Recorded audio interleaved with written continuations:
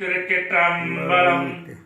ஐயன் ராஜேந்திரன் ராணி தம்பதியர் குடும்பத்தில் இப்பொழுது கணபதி ஹோமம் செய்து கொண்டிருக்கின்றோம்.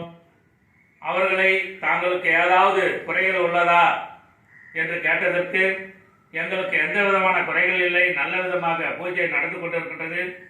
எங்களுடைய விருப்பம் என்னவென்றால் உலகத்தில் உள்ள அனைத்து உயிர்களும் அனைத்து மக்களும் நலமாக வாழ வேண்டும், அதற்காக தாங்கள் பிரார்த்தனை செய்யுங்கள் என்று சொன்னார்.